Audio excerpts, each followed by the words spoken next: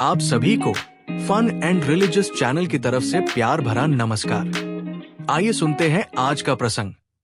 कब, क्यों और कैसे डूबी श्री कृष्ण की नगरी द्वारिका? श्री कृष्ण की नगरी द्वारिका महाभारत युद्ध के 36 वर्ष पश्चात समुद्र में डूब जाती है। द्वारिका के समुद्र में डूबने से पूर्व श्री कृष्ण सहित सारे यदुवंशी भी मारे जाते हैं। समस्त यदुवंशियों के मारे जाने और द्वारिका के समुद्र में विलीन होने के पीछे मुख्य रूप से दो घटनाएं जिम्मेदार हैं। एक माता गांधारी द्वारा श्री कृष्ण को दिया गया श्राप और दूसरा ऋषियों द्वारा श्री कृष्ण पुत्र साम को दिया गया श्राप। आइए इस घटना पर विस्तार से जानते हैं। महाभारत युद्ध की समाप्ति के बाद जब युधिष्ठिर का राजतिलक हो रहा था, तब कौरवों की माता गांधारी ने महाभारत युद्ध के लिए श्री कृष्ण को दोषी ठहराते हुए श्राप दिया कि जिस प्रकार कौरवों के वंश का नाश हुआ है, ठीक उसी प्रकार यदुवंश का भी नाश होगा। महाभारत युद्ध के बाद जब 36वां वर्ष आरंभ हुआ तो तरह तरह के अपशगुन होने लगे। एक दिन महर्षि विश्वामित्र, कण्व, देवर्षि नारद आदि द्वारका गए। वहां यादव कुल के कुछ नवयुवकों ने उनके साथ मजाक करने का सोचा। वे श्री कृष्ण के पुत्र साम को स्त्री वेश में ऋषियों के पास ले गए और कहा कि ये स्त्री गर्भवती है, इसके गर्भ से क्या उत्पन्न होगा? ऋषियों ने जब देखा कि ये युवक हमारा अपमान कर रहे हैं, तो क्रोधित होकर उन्होंने श्राप दिया कि श्री कृष्ण का ये पुत्र वृष्णि और अंधकवंशी पुरुषों का नाश करने के लिए एक लोहे का मूसल उत्पन्न करेगा, जिसके द्वारा तुम जैसे क्रूर और क्रोधी लोग अपने समस्त कुल का संहार करोगे। उस मूसल के प्रभाव से केवल श्री कृष्ण व बलराम ही बच पाएंगे। श्री कृष्ण को जब ये बात पता चली तो उन्होंने कहा कि ये बात अवश्य सत्य होगी। मुनियों के श्राप के प्रभाव से दूसरे दिन ही साम ने मूसल उत्पन्न किया। जब ये बात राजा उग्रसेन को पता चली तो उन्होंने उस मूसल को चुराकर समुद्र में डलवा दिया।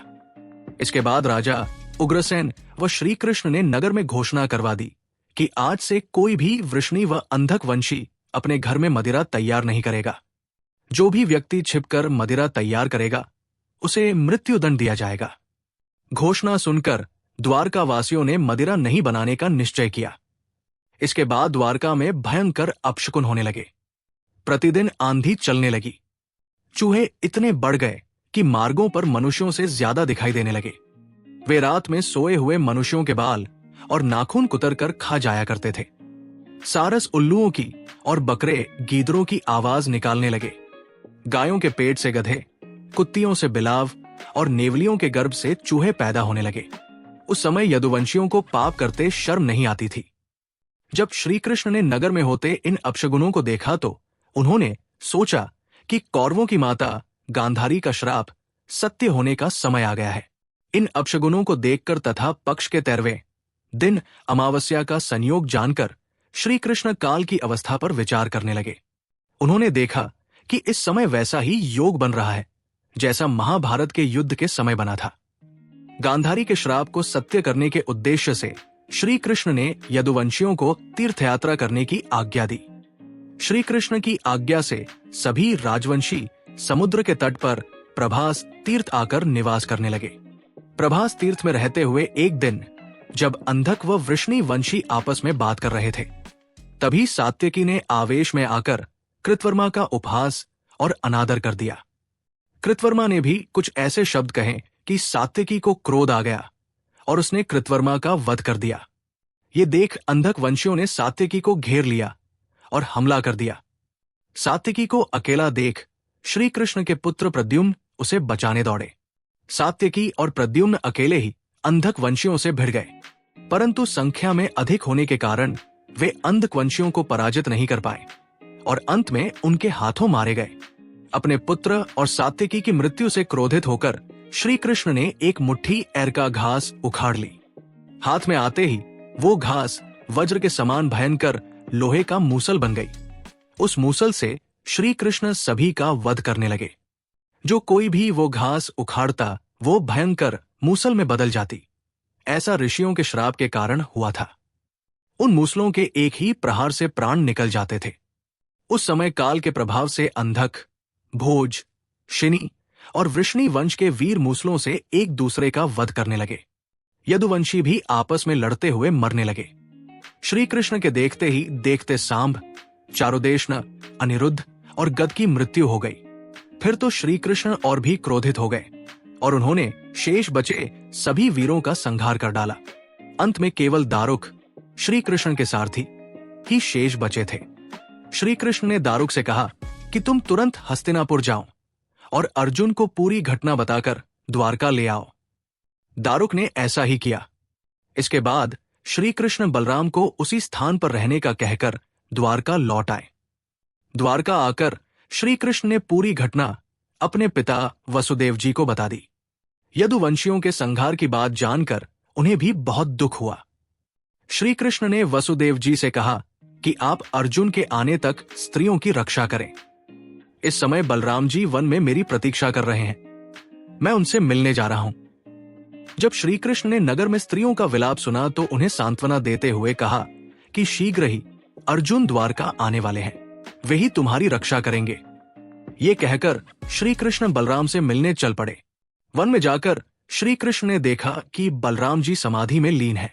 देखते ही देखते उनके मुख से सफेद रंग का बहुत बड़ा सांप निकला और समुद्र की ओर चला गया। उस सांप के हजारों मस्तक थे। समुद्र ने स्वयं प्रकट होकर भगवान शेषनाग का स्वागत किया। बलराम जी द्वारा देह त्यागने के बाद श्री कृष्ण उस सूने वन में विचार करते हुए घूमने लगे। घूमते घूमते वे एक स्थान पर बैठ गए और गांधारी द्वारा दिए गए श्राप के बारे में विचार करने लगे। देह त्यागने की इच्छा से श्री कृष्ण ने अपनी इंद्रियों का संयमित किया और समाधि की अवस्था में पृथ्वी पर लेट गए। जिस समय भगवान श्री कृष्ण समाधि में लीन थे, उसी समय जरा नाम का एक शिकारी हिरणों का शिकार करने के उद्देश्य से वहां आ गया। उसने हिरण समझकर दूर से ही श्री कृष्ण पर बाण चला दिया। बाण चलाने के बाद जब वो अपना शिकार पकड़ने के लिए आगे बढ़ा तो योग में स्थित भगवान श्री कृष्ण को देखकर उसे अपनी भूल पर पश्चाताप हुआ। तब श्री कृष्ण ने उसे आश्वासन दिया और अपने परमधाम चले गए। अंतरिक्ष में पहुंचने पर इंद्र, अश्विनी कुमार, रुद्र, आदित्य, वसु, मुनि आदि सभी ने भगवान का स्वागत किया। इधर दारुक ने हस्तिनापुर जाकर यदुवंशियों के संहार की पूरी घटना पांडवों को बता दी। ये सुनकर पांडवों को बहुत शोक हुआ। अर्जुन तुरंत ही अपने मामा वसुदेव से मिलने के लिए द्वारका चल दिए। अर्जुन जब द्वारका पहुंचे तो वहां का दृश्य देखकर उन्हें बहुत शोक हुआ। श्री कृष्ण की रानियां उन्हें देखकर रोने लगी। उन्हें रोता देखकर अर्जुन भी रोने लगे और श्री कृष्ण को याद करने लगे। इसके बाद अर्जुन वसुदेव जी से मिले। अर्जुन को देखकर वसुदेव जी बिलख बिलख रोने लगे। वसुदेव जी ने अर्जुन को श्री कृष्ण का संदेश सुनाते हुए कहा कि द्वारका शीघ्र ही समुद्र में डूबने वाली है, अतः तुम सभी नगरवासियों को अपने साथ ले जाओ। वसुदेव जी की बात सुनकर अर्जुन ने दारुक से सभी मंत्रियों को बुलाने के लिए कहा। मंत्रियों के आते ही अर्जुन ने कहा कि मैं सभी नगरवासियों को यहां से इंद्रप्रस्थ ले जाऊंगा, क्योंकि शीघ्र ही इस नगर को समुद्र डुबा देगा। अर्जुन ने मंत्रियों से कहा कि आज से 7वें दिन सभी लोग इंद्रप्रस्थ के लिए प्रस्थान करेंगे, इसलिए आप शीघ्र ही इसके लिए तैयारियां शुरू कर दें। सभी मंत्री तुरंत अर्जुन की आज्ञा के पालन में जुट गए। अर्जुन ने वो रात श्री कृष्ण के महल में ही बिताई। अगली सुबह श्री कृष्ण के पिता वसुदेव जी ने प्राण त्याग दिए। अर्जुन ने विधि विधान से उनका अंतिम संस्कार किया। वसुदेव जी की पत्नी देवकी, भद्रा, रोहिणी व मदिरा भी चिता पर बैठकर सती हो गई। इसके बाद अर्जुन ने प्रभास तीर्थ में मारे गए समस्त यदुवंशियों का भी अंतिम संस्कार किया। 7वें दिन अर्जुन श्री कृष्ण के परिजनों तथा सभी नगरवासियों को साथ लेकर इंद्रप्रस्थ की ओर चल दिए। उन सभी के जाते ही द्वारका नगरी समुद्र में डूब गई। ये दृश्य देखकर सभी को बड़ा आश्चर्य हुआ। आज की कथा को यही समाप्त करते हुए आपसे विदा लेते हैं। आप ऐसे ही और कथाओं का आनंद लेने के लिए हमारे channel fun and religious stories को ज्यादा से ज्यादा लाइक करें, शेयर करें और सब्सक्राइब करें। धन्यवाद। जय श्री राम।